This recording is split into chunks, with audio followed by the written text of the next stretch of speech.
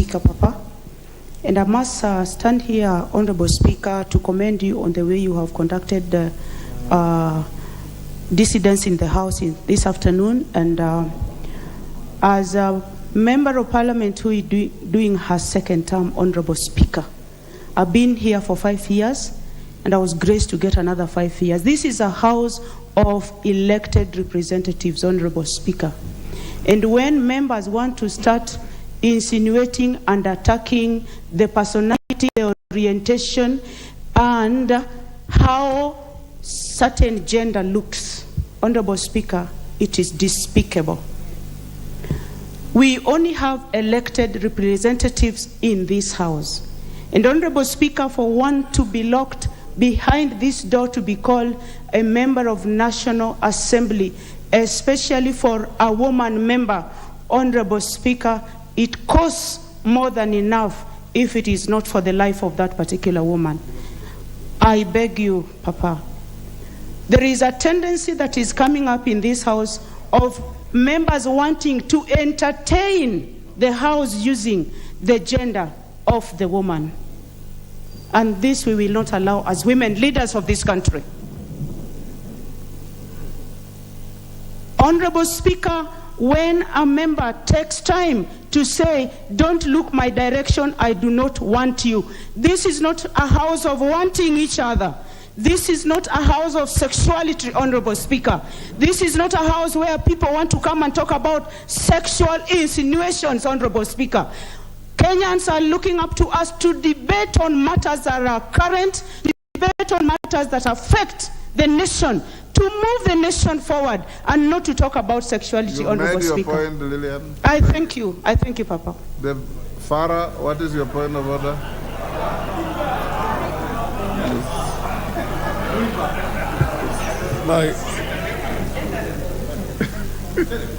My point of order, Mr. Speaker, is actually to inform my colleagues on both sides. We only have the dignity we have right now of being called Waheshimiwa because we're in a dignified, august institution. The biggest indignity you can bring in this house is for members of parliament to be on their feet when the speaker is on his feet. Whatever the issue is, whatever the debate is, you can raise it and say, was it in order for honorable member to do ABCD? You can interrogate and debate anything that is there in the house.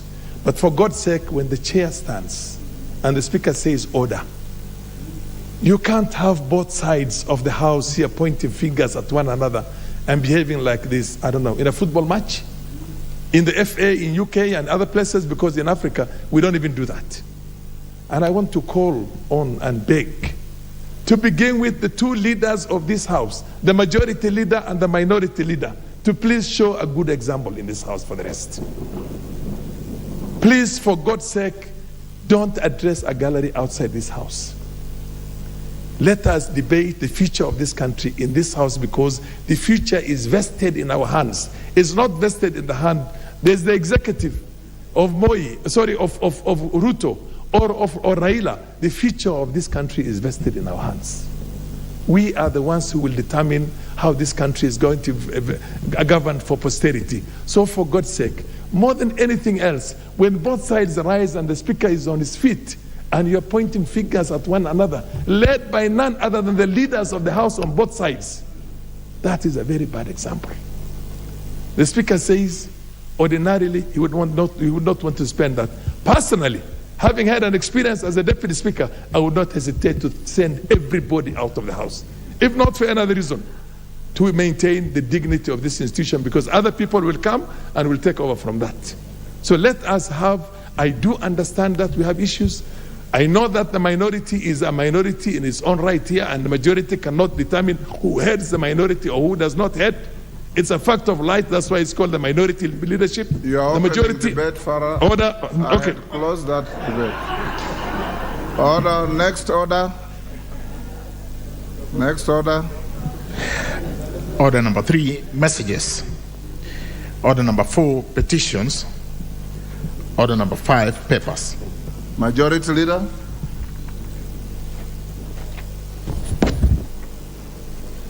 Thank you, Honorable Speaker, and I beg to lay the following papers on the table of the House today, Thursday, April 13th, 2023. Reports of the Auditor General and financial statements in respect of the following institutions for the financial year ended 30th June 2022. 1. State Department for Development of the Arid and Semi-Arid Lands, ASALs. 2. Kenya Off-Grid Solar Access Project for underserved counties, Ministry of Energy and SNV, Netherlands Development Organization. 3. Roads 2000 Phase 2 projects, Kenya Rural Roads Authority. 4. Green Zones Development Support Project Phase 2, Kenya Forest Service. 5. Integrated program to build resilience to climate change and adaptive capacity for vulnerable communities in Kenya, National Environment Management Authority. 6 is a global fund to contribute to achieving Vision 2030 through universal access to comprehensive HIV prevention, treatment and care, NFM2 program, the National Treasury. 7 is the Enable Youth Kenya program, State Department for Crop Development and Agricultural Research. 8, Agricultural Sector Development Support Program 2, State Department for Crop Development and Agricultural Research. 8, Agricultural Sector Development Support Program 2, State Department for Crop Development and Agricultural Research. Sorry, that was the repetition.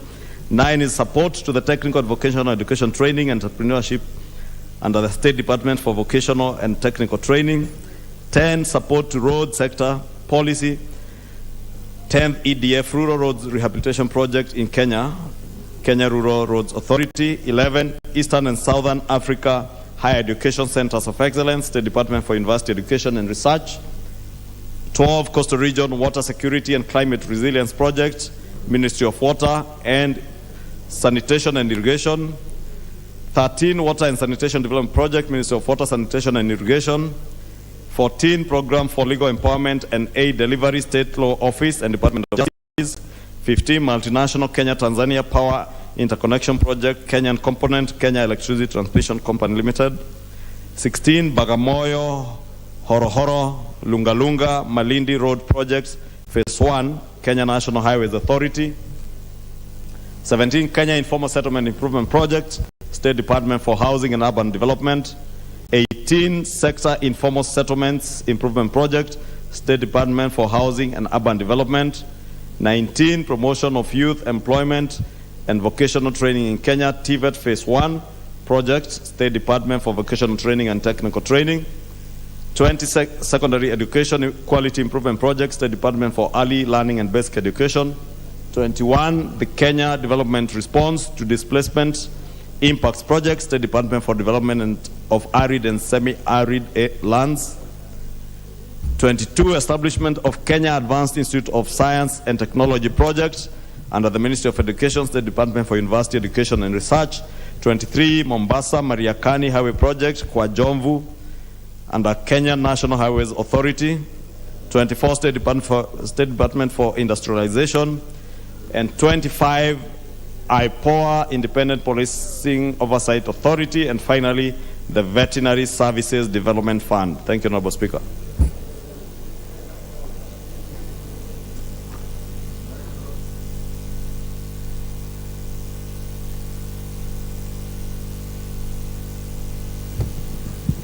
Order number 6, notices of motion. Order number 7, questions and statements.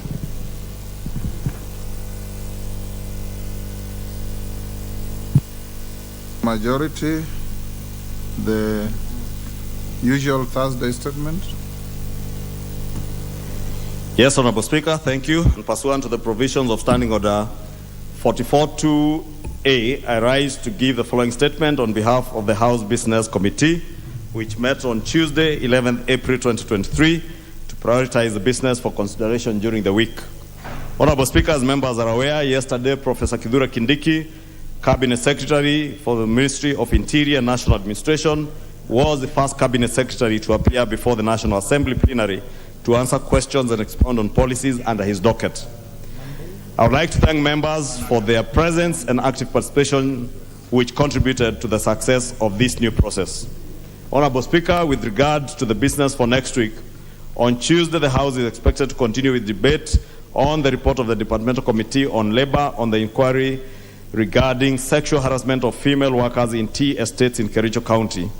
General debate on the proposal to amend the Constitution and the standing orders and the second reading of the Statute Law Miscellaneous Amendments Bill 2022, should they not be concluded today. Honorable Speaker, as I had indicated earlier in the week, I will be updating the House every Thursday on which Cabinet Secretaries are scheduled to appear during the upcoming Wednesday afternoon plenary session. Therefore, in accordance with the provisions of Standing Order 42A, 5 and 6, I wish to convey that the following Cabinet Secretaries are scheduled to appear before the House on the afternoon of Wednesday, 19th April 2023, to respond to questions as follows. One will be the Cabinet Secretary for Roads and Transport to respond to the following questions. Question number 018-2023 by the Honorable Joyce Kamene, MP, regarding erection of a footbridge at the Hilton Garden Inn crossing.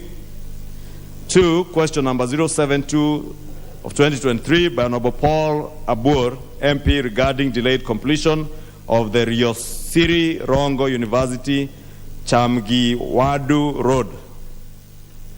3, question number 077 of 2023 by Honorable Gideon Muliungi, MP, regarding completion of construction of Kalisasi Mumbuni Road, Phase 1 and Phase 2. Question number 078 of 2023 by the Honorable Gideon Muliungi, regarding stall construction of Nguni Nu Road and Enziu Bridge in Kitui County.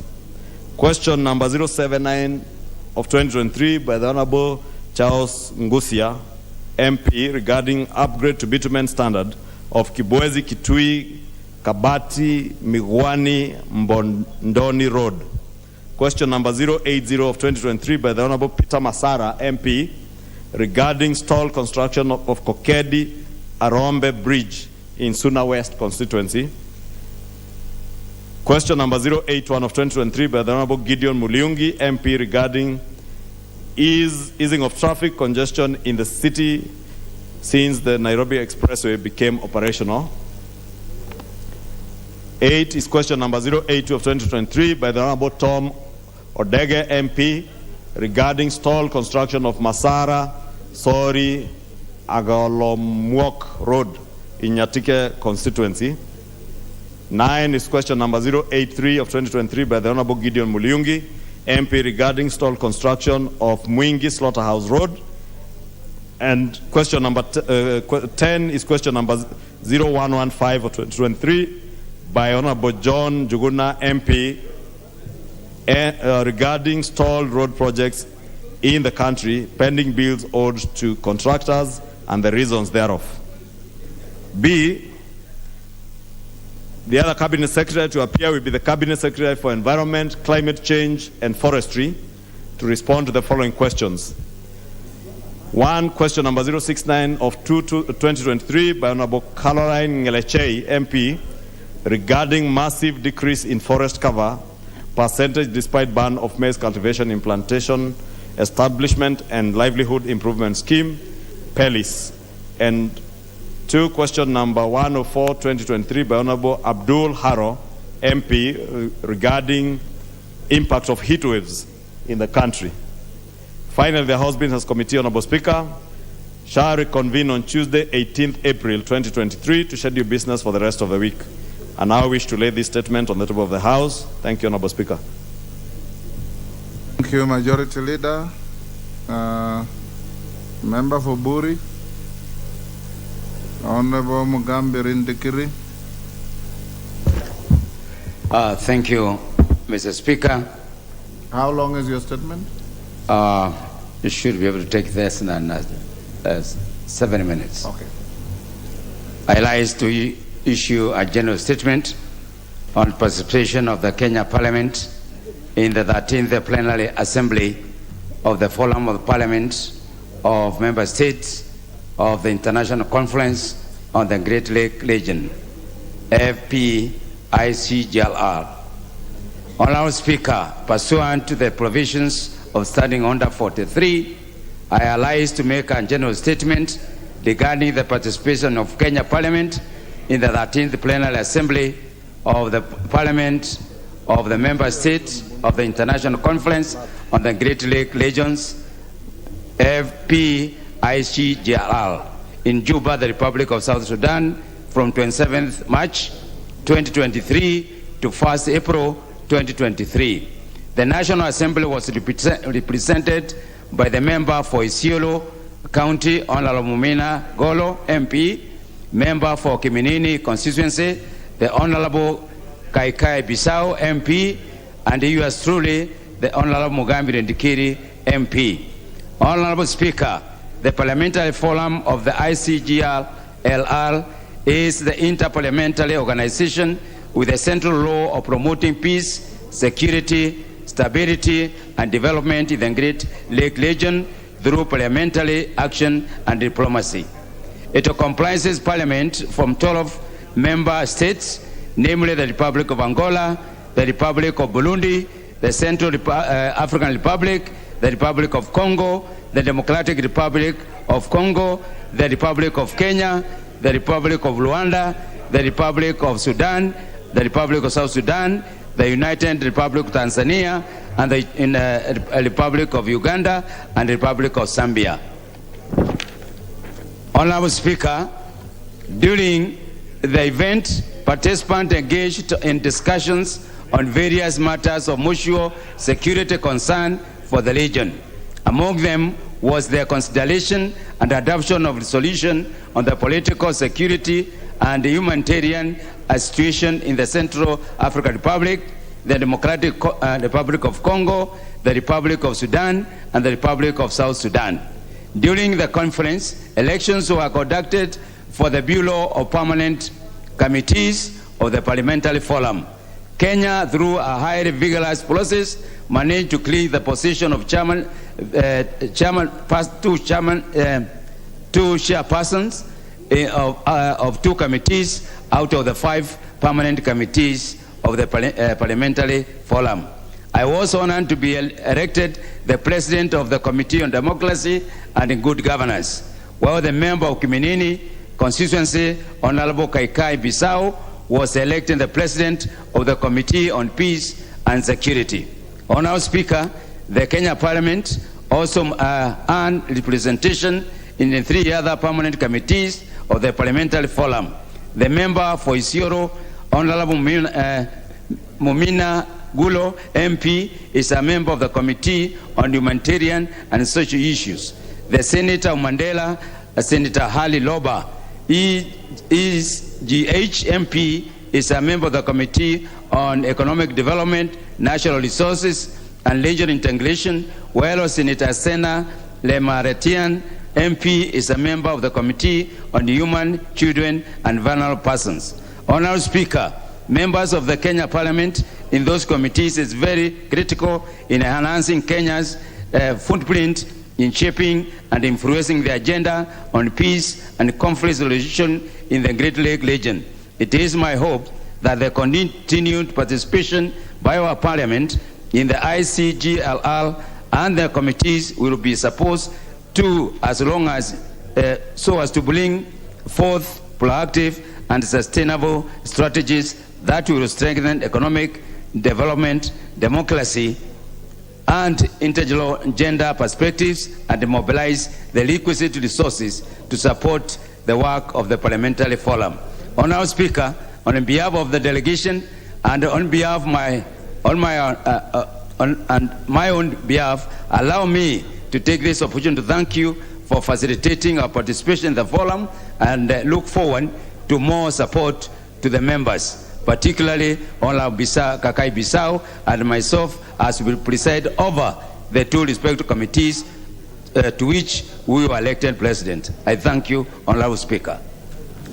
Thank you, Honorable Ndikiri, and congratulations to you and the member for Kiminini. Thank you, Mr. Speaker, for bringing honor to the country. Next statement is a statement to be brought by the Chair, Departmental Committee on Sports and Culture. Honorable Dan Wanyama informed the Chair There's another member who is giving the response. Is it Mary Masse? Go ahead. Is Cynthia Muge here?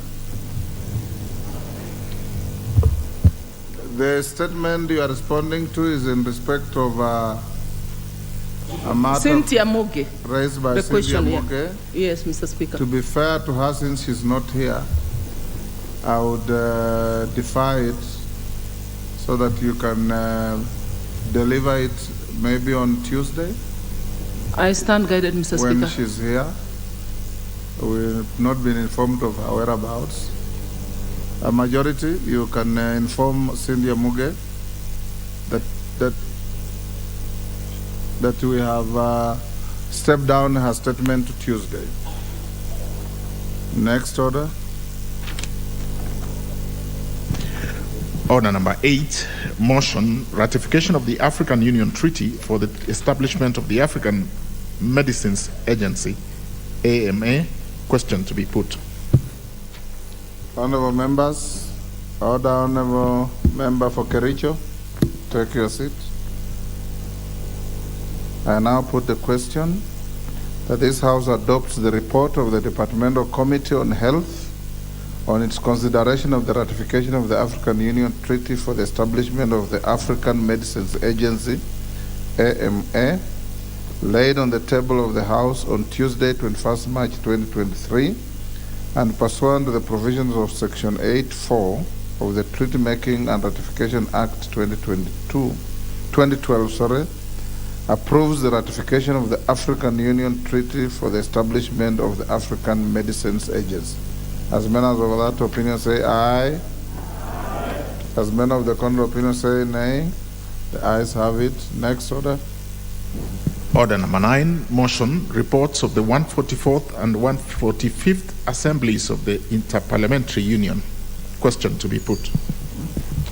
Honourable member now put the question, which is that this House notes the reports of the Kenya delegations to the 144th and 145th Assemblies of the Interparliamentary Union and related meetings held in Nusa Dua, Indonesia, from 28th to 24th March 2022, and in Kigali, Rwanda, from 11th to 15th October 2022, laid on the table of the House on Tuesday, 7th March 2023, and Thursday, 2nd March 2023, respectively. As members of that opinion say aye. Will those of the contrary opinion say nay? The ayes have it. Order number 10, the Statutory Instruments Amendment Bill, National Assembly Bill number 37 of 2022, first reading. A bill for an Act of Parliament to amend the Statutory Instruments Act 2013. Order number 11, the Public Finance Management Amendment Bill, National Assembly Bill number 38 of 2022, first reading. A bill for an Act of Parliament to amend the Public Finance Management Act 2012. Order number 12, special motion, consideration of nominee for appointment as chairperson of the Kenya Fish Marketing Authority.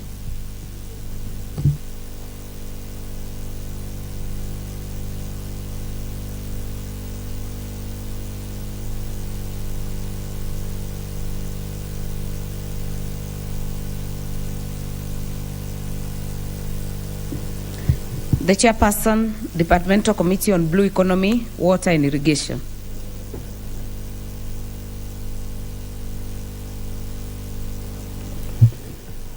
Madam Speaker, I beg to move the special motion that, taking into consideration the findings of the Departmental Committee of Blue Economy, Water and Irrigation in its report on the vetting of the nominee for the appointment of chairperson of the Kenya Fish Marketing Authority laid on the table of the House on Wednesday, 12 April 2023, and pursuant to the provisions of the Section 201, subsection 1A and 2 of the Fisheries Management and Development Act 2016, and Section 8(1) of the Public Appointments Act of 2011, this House approves the appointment of the Honorable Martin Otieno Okindo as the chairperson of the Kenya Fish and Marketing Authority.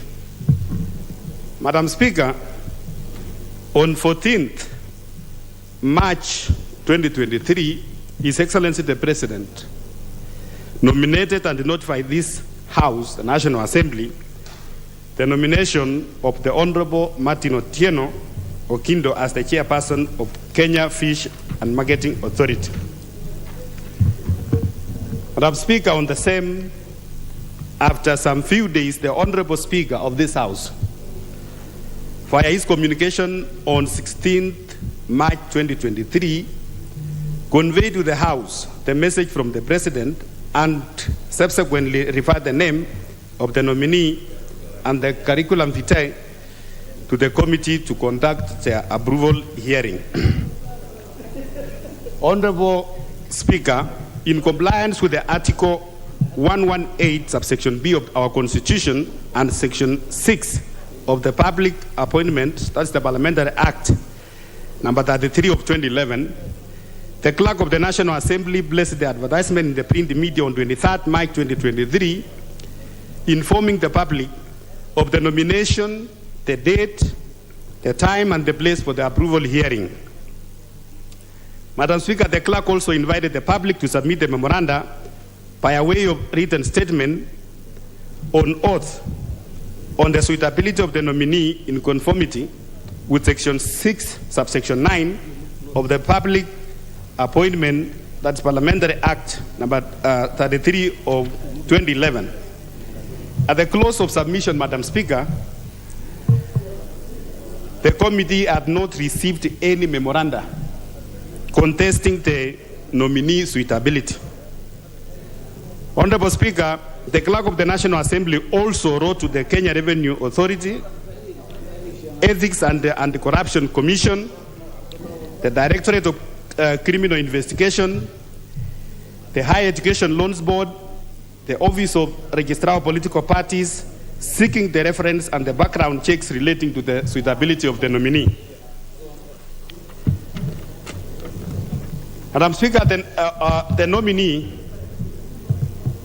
appeared before the committee on Friday, 31st March 2023 for vetting.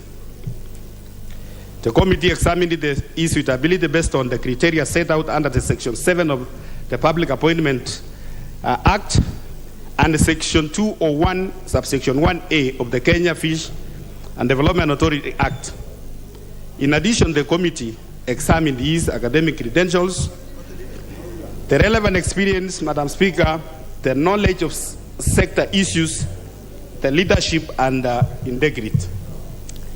Madam Speaker, during the approval hearing, the committee also paid a due regard to the procedure used to arrive at the nominee, any constitutional or statutory requirement relating to the office in question, and the suitability of the nominee for the appointment proposed, having regard to whether the nominee abilities, experience, and qualities meets the needs of the chairperson of Fish Marketing Authority.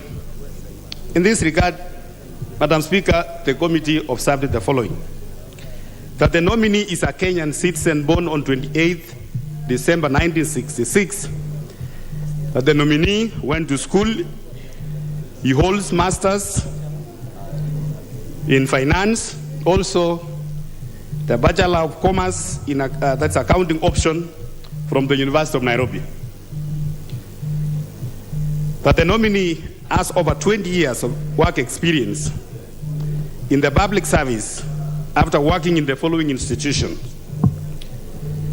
He was a member of Board of Directors of Agricultural Development Corporation between 2018 and 2020. He was advisor to the Governor of Nairobi, that is in 2016. The nominee was also a member of Parliament for the Rangwe constituency, 2008 up to 2013. The nominee was an accountant in the Ministry of Local Government between 1999 and 2007. He was also an accountant of the Londro Motors Limited between 1996 and 97, and in the office of the President between 1992 and 1997. That the nominee, in accordance with the Article 78, subsection 1 and 2 of our Constitution, is eligible for an appointment of a state office since he is a Kenyan citizen born on December 28, 1966 in Homa Bay County and does not hold dual citizenship. Madam Speaker, the nominee meets the requirements of Chapter 6 of our Constitution on leadership and integrity, having obtained the clearance from the EACC, the KRA, the DCI, ORPP, and also HELP. That the nominee has never been dismissed from office under Article 75 of our Constitution on conflict of interest, so this Article 75(1), under Article 76, 77, and 78 of our Constitution.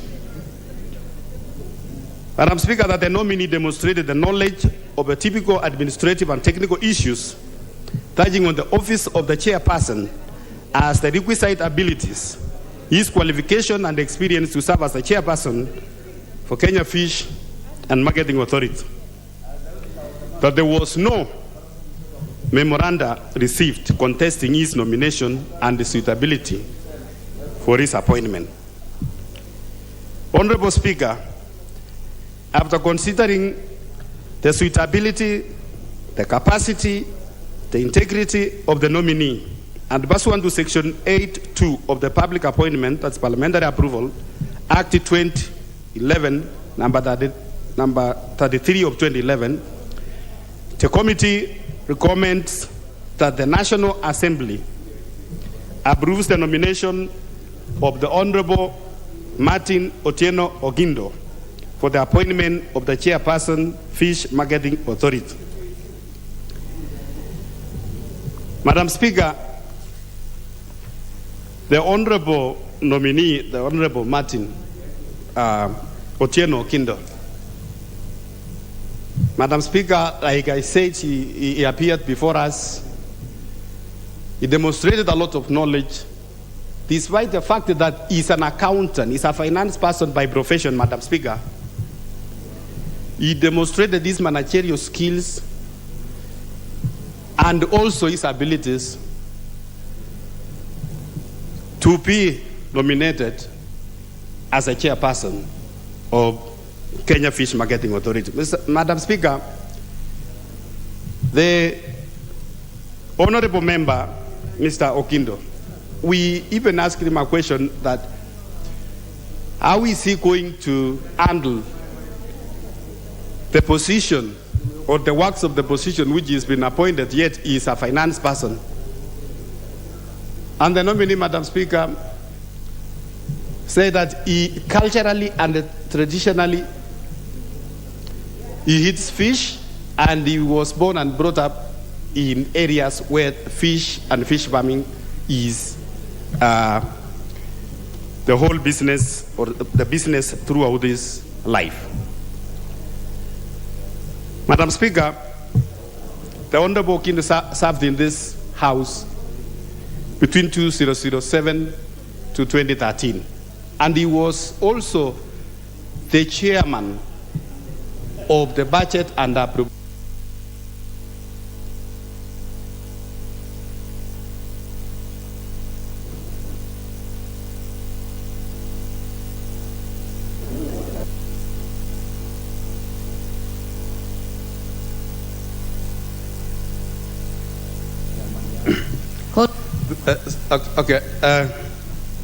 Madam Speaker, I was saying the Honorable Ogindo served as a member of Parliament for Rangwe, and not only a member of Parliament in this House between 2007 and 2013, but also as the chairperson of the Budget and Appropriation Committee.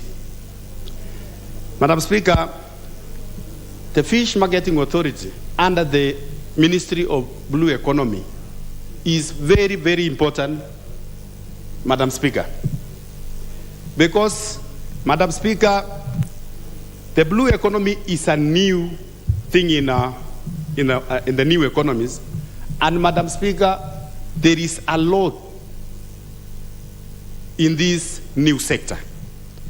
It requires, Madam Speaker, that we have this chair to be in a position immediately so that they are able to make sure it markets the marketing of our fish, especially in the areas of Lake Victoria, the Indian auction, Madam Speaker, is fast-tracked. Madam Speaker, the blue economy sector in many countries, in other countries, is contributing big to over 60% of the GDPs. It's only that in Kenya, Madam Speaker, that we have not exploited the blue economy space in our country.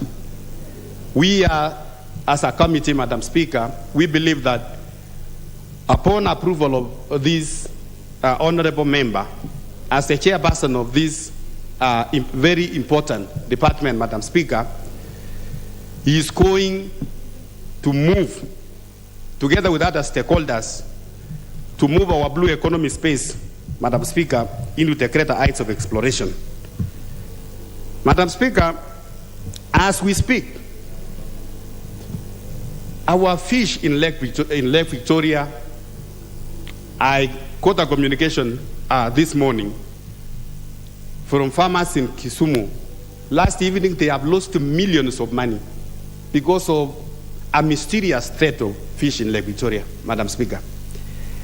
And the faster we approve this chair, is going to team up together with other stakeholders to check as to what really happened in Lake Victoria. It's not the first time. Last year, the farmers also, they lost a lot of fish. We want to find out what is happening. Madam Speaker, there is a lot of illegal fishing in Indian auction. Together with the ministry, the chairperson, they are going to team up to make sure that the illegal fishing, the regulations which are under consideration in this House, Madam Speaker, are also fast-tracked to make sure that the fish farmers in this country, Madam Speaker, benefit from their economic activity of fishing. So, Madam Speaker, I want to seek members of this House that they consider the Honorable Martin Otieno Okindo on this appointment. And, Madam Speaker, I now want to beg that I move this motion and ask the House to adopt this report, Madam Speaker, and ask my very able Vice Chair, the Honorable Marwa Gitayama, to second. Thank you, Madam Speaker.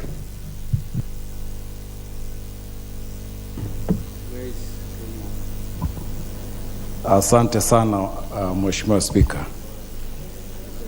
Mheshimiwa Spika, asante sana kwa nafasi nzuri hii ambaye ni nafasi ya kipekee kuafiki mswada huu ambao umeelezwa nyumba hii kwa namna ya ufasaha kabisa na kiongozi wa kamati ya maji ambaye vile vile inaangalia mambo ya unyunyizaji wa maji, vile vile pia inaangalia mambo ambayo yanahusiana na ukulima wa chini ya bahari na ndani ya bahari ikiwemo fuo zake na bahari.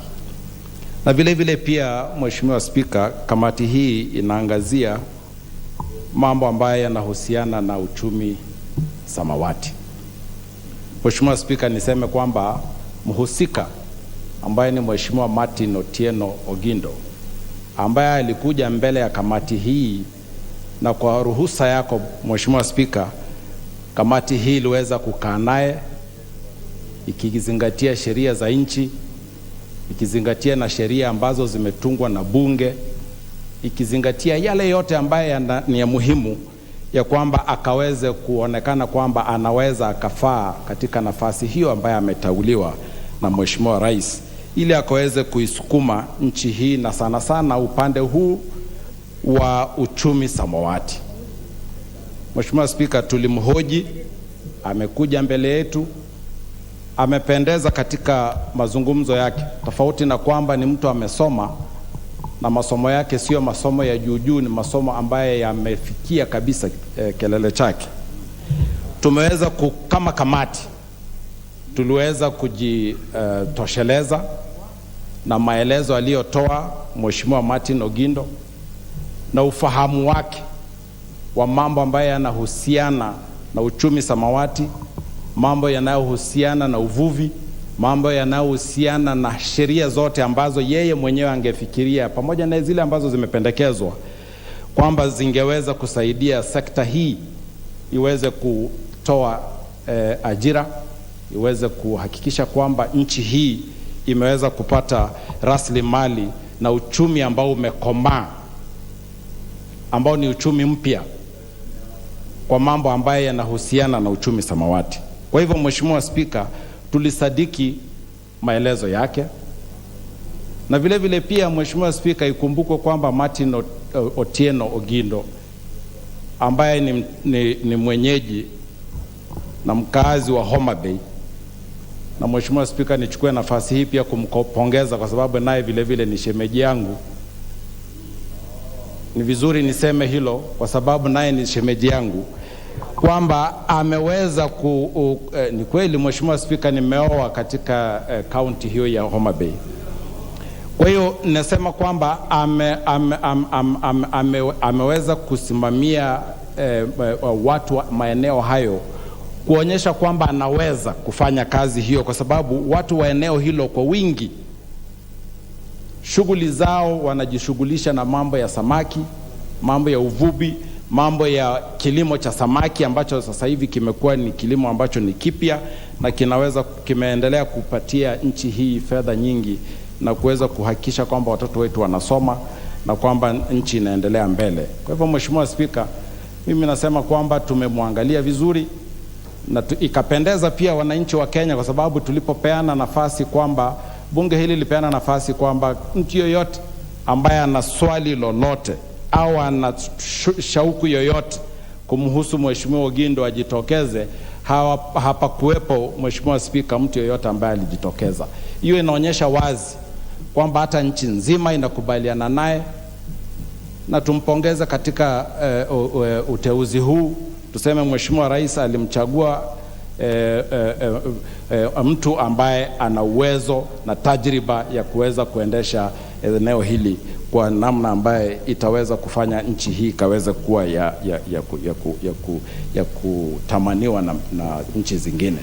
Kwa hivyo Mheshimiwa Spika, naomba niachie hapo nikisema kwamba mimi kama alivyosema chairman wangu, yani mwenyekiti wa kamati hii, ninaafiki na kuomba bunge hili kwamba liweze kuunga mswada huu mkono na tukaweza kumpitisha huyu bwana Mheshimiwa Martin Ogindo Otieno akaweze kuendesha sekta hii iliyo mpya, ili nayo ikaweze kutupatia ajira watoto wetu na kuweza kuendeleza chumi za jamii nyingi katika nchi hii, maeneo ya Pwani, maeneo ya Turukana, maeneo ya Kisumu na maeneo yote ambaye yana hiyo zawadi ambayo Mwenyezi Mungu alitupatia ya maeneo ya maji ambayo yanaweza kutupatia rasilimali na kutuendeleza kama jamii. Mheshimiwa Spika, ninaafiki na ninakushukuru kwa nafasi hii. Asante sana. Thank you. I now propose a motion that, taking into consideration the findings of the Departmental Committee on Blue Economy, Water and Irrigation in its report on the vetting of a nominee for the appointment as the chairperson of the Kenya Fish Marketing Authority, laid on the table of the House on Wednesday, 12 April 2023, and pursuant to the provisions of Section 201(1)(a) and 2 of the Fisheries Management and Development Act 2016 and Section 8(1) of the Public Appointments Parliamentary Approval Act 2011, this House approves the appointment of the Honorable Martin Otieno Ogindo as the chairperson of the Kenya Fish Marketing Authority. Member for Baringo.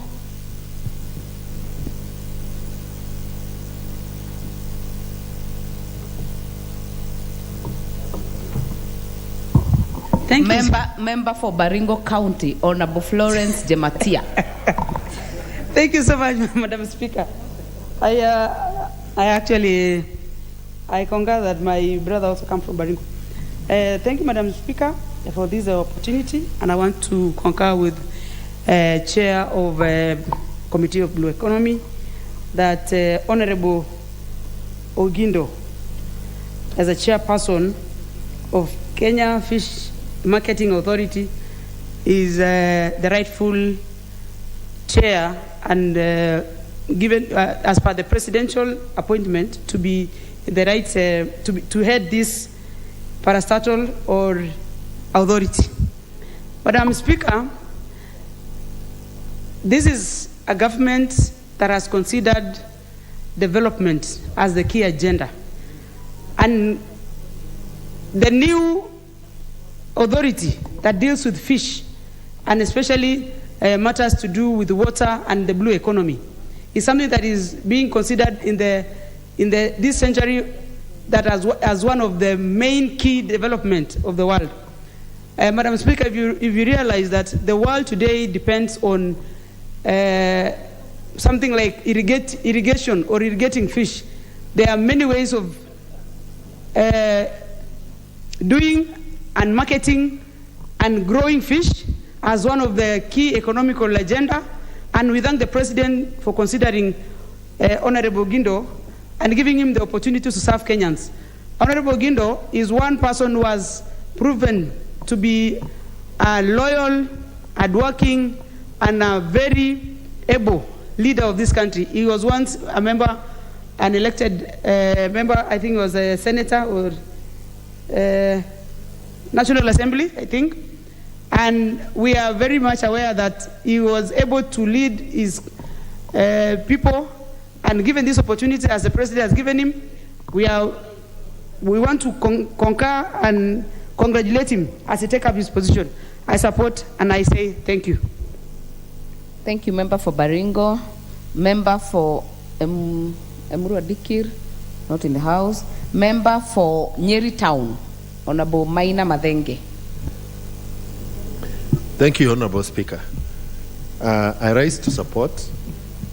And Honorable Speaker, this brew economy is one of the new areas of growth for our country.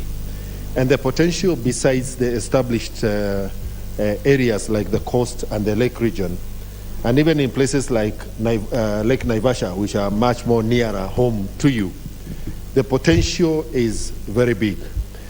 And therefore, it behoves us as a Parliament to support this industry, and especially the appointment of people who will bring in value addition to where we are. It is imperative that this also holds the potential for new employment opportunities for our young people, which is one of the areas that we know as a country we are struggling to come to terms with.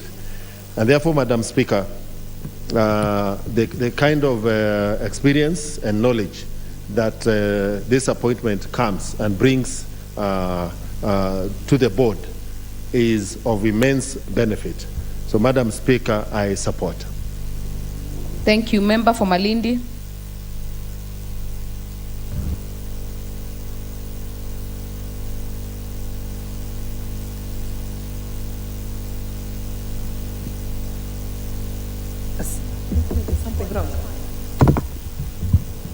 Asante sana Mheshimiwa Spika kwa kunipatia fursa hii. Ninaposimama hapa, Mheshimiwa Spika, nataka niunge mkono yale maneno ambayo mwenyekiti wetu ameweza kuzungumza. Mimi niko katika kamati ya uchumi samawati na maji, na huyu ndugu yetu Martin Otieno alipokuja katika interview tuliweza kumchunguza Mheshimiwa Spika, tumempekua Mheshimiwa Spika, tukampiga misasa na kuhakikisha ya kwamba ameambatana ama amefata zile sheria na kanuni za kuweza kuandikwa kazi katika Kenya hii. Mheshimiwa Spika, kama vile mwanakiti wetu walivyozungumza, Martin kazi yake inajizungumzia yeye mwenyewe. Amekuwa ni director katika Agriculture Development Corporation, amekuwa ni mshauri kwa gavana wa Nairobi mwaka 2016, amekuwa ni mbunge wa Rangwe constituency. Kwa hivyo ni mtu ambaye ako na uzoefu wa kazi za umma. Mheshimiwa Spika, Mheshimiwa ndugu yetu Martin ako na ujuzi, ako na taaluma katika masuala ya katika sekta ya umma. Katika mahojiano yetu, Mheshimiwa Spika, ndugu yetu Martin alituhakikishia ya kwamba atafanya kazi na washikadau wote ili kuhakikisha kwamba hii sekta ya uchumi samawati imeweza kuinuka.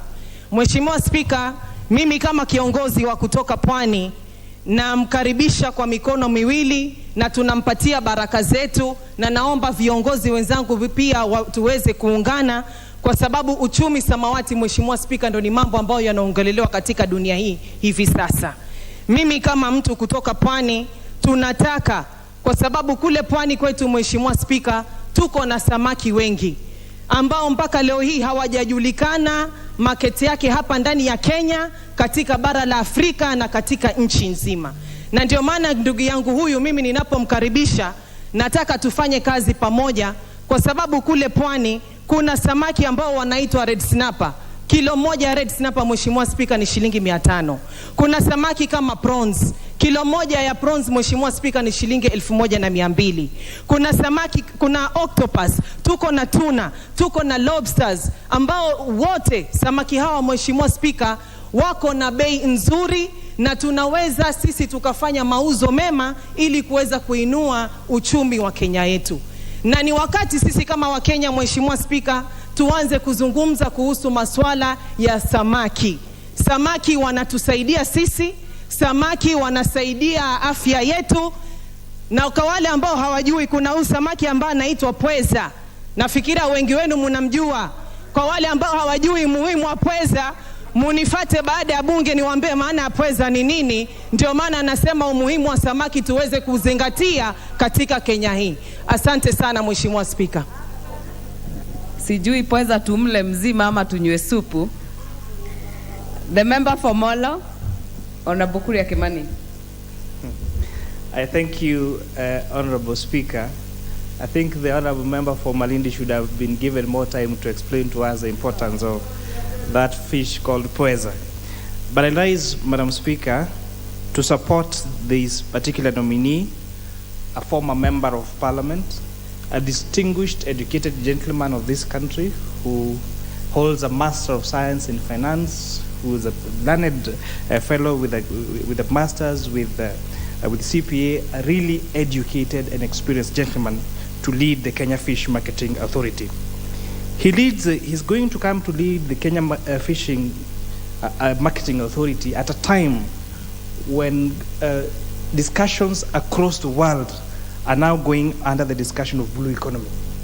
And talking about how do we make sure that we exploit our water bodies, our oceans, our rivers and our lakes to make maximum benefit, economic benefit to the people, to the country, but at the same time make it sustainable.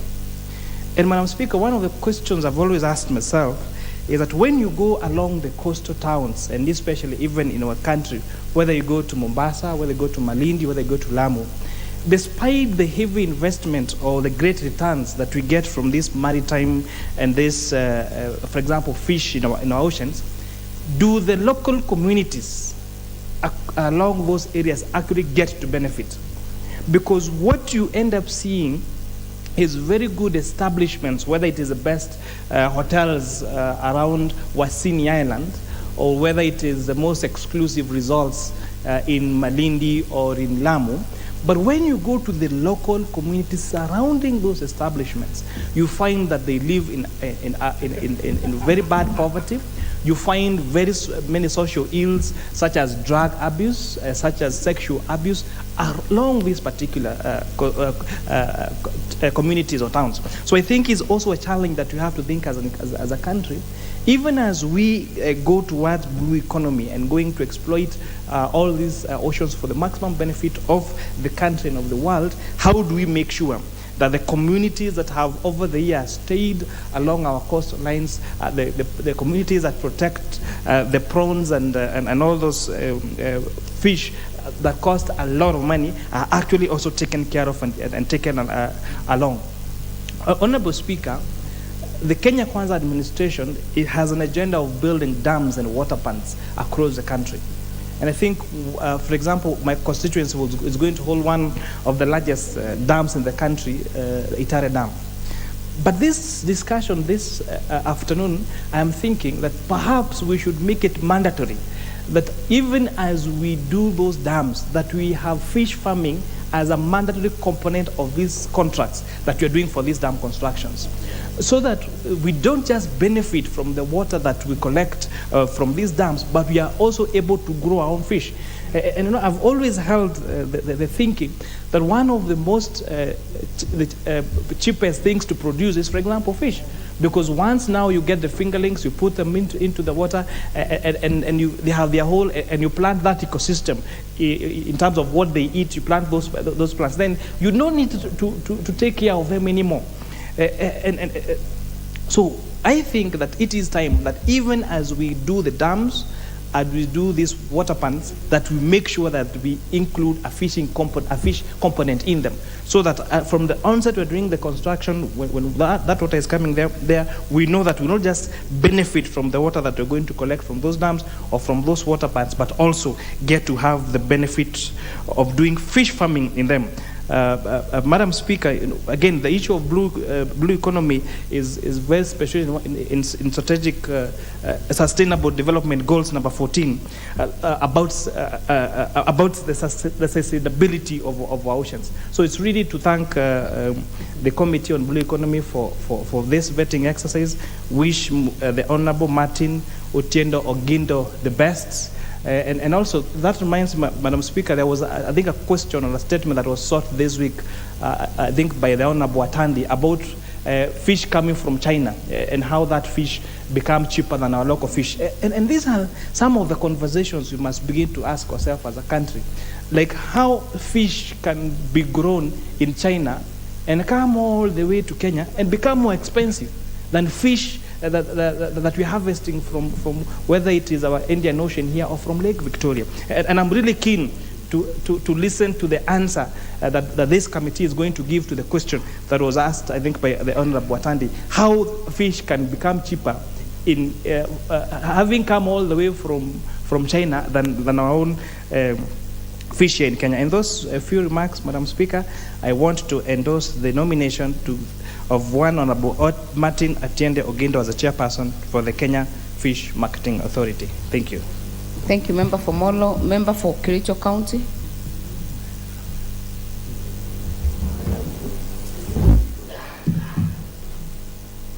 Okay, thank you, Madam Speaker. I stand to support the appointment of Honorable Martin Otieno Ogindo as the chairperson of the Kenya Fish Marketing Authority. Madam Speaker, I don't know much of him, but from what the members have said and from reading about him, is best placed for this position. Fish is very important for us as a country. Fish being a protein is good, and especially now that we have so many cases of lifestyle diseases, and we are going for the white meat, that is fish and maybe poultry. And for that, I want to believe this appointee will make sure that we have so much fish in the ponds. And I also believe when it comes to marketing of our fish, he will do that so that we don't import, but we do more of export. Madam Speaker, we have our waters. We have the Lake Victoria. There has been a challenge in terms of the boundaries, which we don't have. Fish cannot know where is the boundary, so that our Kenyan fish, the fish that are actually in Kenya, they swim all the way to Tsed and to Uchi. But we really want to have more in Kenya. But now, And I want to believe this person will consider having our fishermen also having the necessary equipment so that much of our fish will be able to have them. And Madam Speaker, we will also want to have the fishing waters in the lakes. We have the Lake Turkana, we have Lake Naivasha, among the many others. Let's have it as a serious economic activity that will not only earn people and money for their use, but I also believe we can earn foreign exchange from the same. So for Honorable Martin, I would want him to bring all the skills. Looking at his name, I also believe he must have done fishing when he was very young. And indeed, he should be having skills on how to improve on the same, so that and we would want to see this activity move from being a basic to the next level. And Madam Speaker, we have issues of sexual harassment and sexual issues even in the fishing. We had the other day in the fishing industry. I believe with the coming in of Honorable Martin, things will have to be looked into and things will change. And maybe to add on that, Madam Speaker, we have many of our youth who are not employed. This industry will employ many of them. We are not only looking for the white collar jobs, but we are looking for other ways to have our youth, not only youth, our people in Kenya to be employed. And therefore this industry will actually be one of the areas that will employ our people. So with this, I want to believe Honorable Martin Otieno will turn things to the right direction. I am supporting his nomination. And thank you, Madam Speaker. Asante. Mbunge wa Matuga.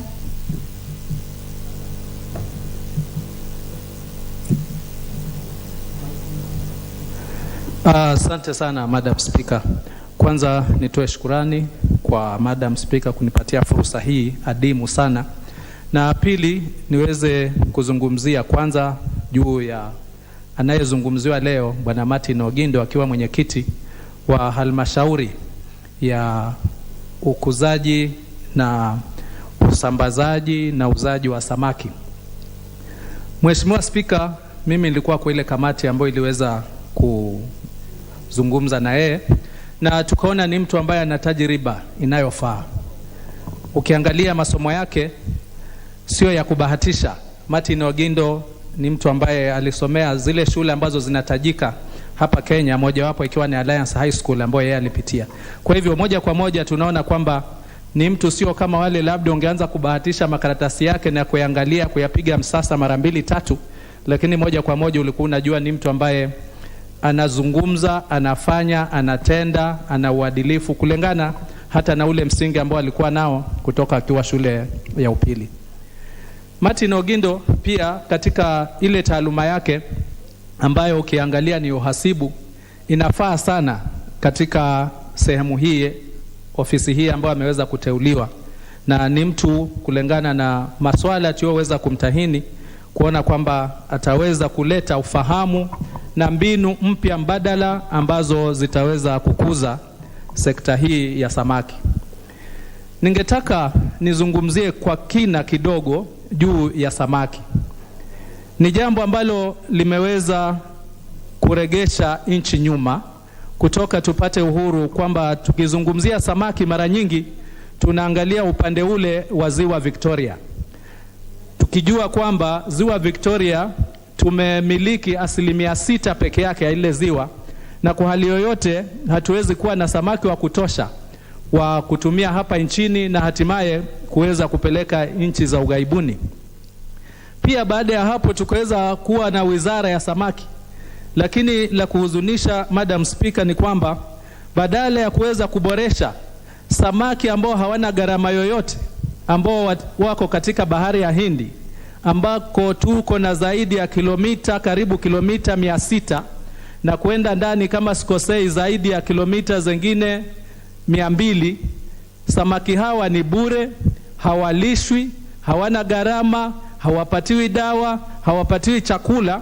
Lakini la kuhuzunisha ni kwamba Wizara ya Samaki ilipobuniwa ikawa inaanza kuchimba vidimbwi ambao ni gharama, kuambia watu kununua chakula wa samaki ndio walishe waweze kuuza, ili hali kuna samaki ambao unahitaji ndoana ama mtumbwi ama boti ile ya kisasa uweze kupata samaki kwa bure bilashi na kuweza kutumia na kuuza. Samaki hawa kwa sababu serikali iliyopita haikuweza kuitilia nguvu, imeishia kwamba ndio wanaovuliwa na Wachina kama tulivyosikia hapa, na baadaye tunauziwa sisi ikiwa ni rasilimali yetu. Kwa hivyo ni tamaa yangu, ni maoni yangu na matumaini katika Bwana Martin Ogindo ambaye anapatiwa nafasi hii sasa kuweza kuangazia hasa maeneo ya pwani ambao tuna samaki ambao hawana gharama yoyote. Sioni ikiwa tutakuwa tunatumia fedha vizuri za nchi za mwananchi kugharamia kukuza samaki, na ili hali tuna samaki tayari ambao wako Mwenyezi Mungu ambao ametubariki katika nchi hii yetu ya Kenya. Tusisahau samaki hawa ambao wako maeneo ya baharini pia, mbali na kuwa ni chakula, kuna samaki ambao ni dawa na inaweza kutusaidia sana nchi hii, hasa wazee ambao wako katika bunge na wengineo. Ukiangalia samaki kama vile pweza, samaki kama vile ngisi, ninajua kwamba watu wengi wanapoweza kuja maeneo ya pwani hutafuta supu ya pweza na supu ya ngisi kwa sababu ni dawa na ni bure, badala ya kuwa tuanze kununua madawa gali ambayo mara nyingi unasikia labda kuna mtu ameweza kuuzimia, amepoteza maisha yake, akiangaliwa askari wakija wanakuta kulikuwa na vidonge pale sijui vina rangi ya blue. Hakuna hata historia ambayo ishawahi kuzungumziwa kwamba ambaye amepata tiba ya supu ya ngisi ama supu ya pweza kwamba ameweza kuzimia na kupoteza maisha yake. Kwa hivyo ni wakati ambapo natumai Bwana Martin Ogindo, kwa sababu pia tulipokuwa tunamtahini tumuuliza kama anajua tiba kama hizi za kiasili za bure ambazo hazina madhara yoyote, na akakubali kwamba anazifahamu. Basi katika kukuza, sio tu kwa sababu ya kupeleka nje, lakini kwanza uweze kufanya utafiti zaidi ya kuona ni vipi samaki kama hawa wanaweza kuwekwa katika mitambo, wakaweza kuhifadhiwa na wakaweza kusambazwa kila mahali, na wale walio na matatizo madaktari wetu wakaweza kuyafanyia utafiti na kuona hata kama labda mbali na kunywa supu, kama itakuwa ni tembe, lakini ziwe ambazo hazina madhara yoyote. Kwa hivyo Mheshimiwa Spika, katika swala zima la samaki tuko na uchumi ambao ungeweza kusaidia nchi hii ikiwa serikali ambayo na imani kwa kuteua Martin Ogindo ameweza kugundua hilo, wataweza kutilia mkazo maeneo ya pwani. Moja kwa moja litaweza kuleta ajira, litaweza kuleta fedha, litaweza kuleta fedha za kigeni, na hasa upande wa utafiti wa hizi tiba zitaweza kusaidia zaidi. Mheshimiwa Spika, nashukuru na ninapongeza na kuunga mkono nafasi ya wenyekiti aweze bunge hili kumpatia Bwana Martin Ogindo. Asante. Wale ambao walikuwa wafuate Mheshimiwa wa Malindi sasa watajua ugonjwa ni gani kulingana na Mheshimiwa Tandaza. MP for Sotik, Honorable Francis Sigei, not in the house. We will have the nominated member, Dorothy Kiara.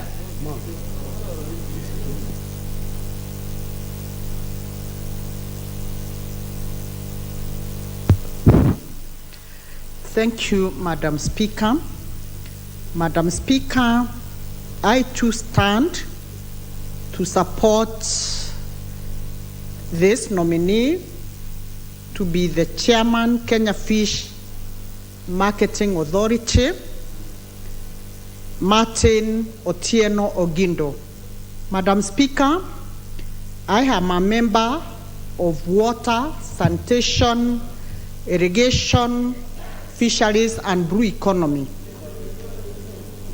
Madam Speaker, the nominee was presented to us after His Excellency forwarded his name to this House for consideration. I want to state today here, this nominee, Martin Otieno Ogindo, is highly qualified for this job. He has a master's in science, finance option. He has worked with the Agriculture Corporation. He has also worked as an advisor to the Governor Nairobi. He too has been a member